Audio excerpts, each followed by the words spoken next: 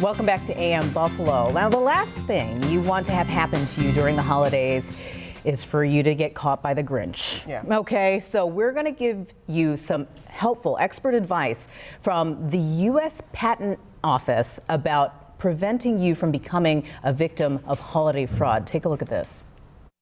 Consumers really have to keep a watchful eye for just about everything.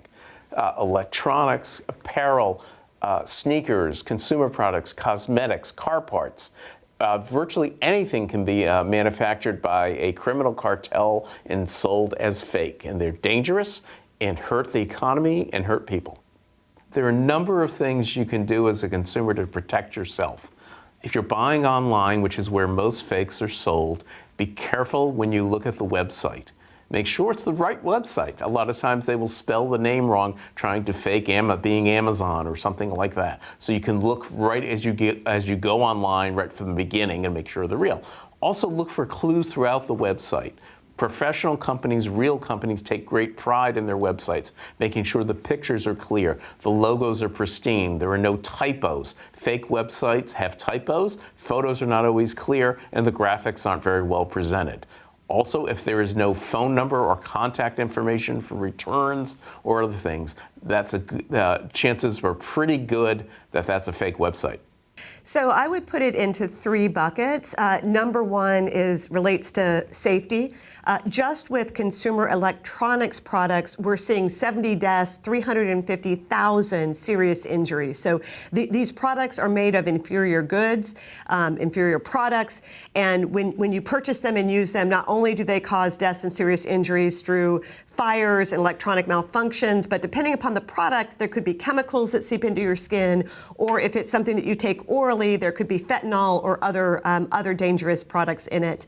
I will also say that it also hurts our economy. Just in Los Angeles alone, we lost $483 million in taxes and 100,000 lost jobs. So this is impacting every aspect of our economy. What it means is that you're going to be paying more in taxes, that your ability to get a job is going to be lessened because every job that is taken by these crime syndicates to create those counterfeit products is being taken away from your neighbors and from real companies. So, and this is a major problem. If you look at the actual data, right now we are seizing $9 million in counterfeit products at the borders every day. And that's just what we seize, never mind what exists out there. Well, adults should educate their children, first of all, as they do every day. They want children to be honest, trustworthy, and by buying real products, that helps them do that.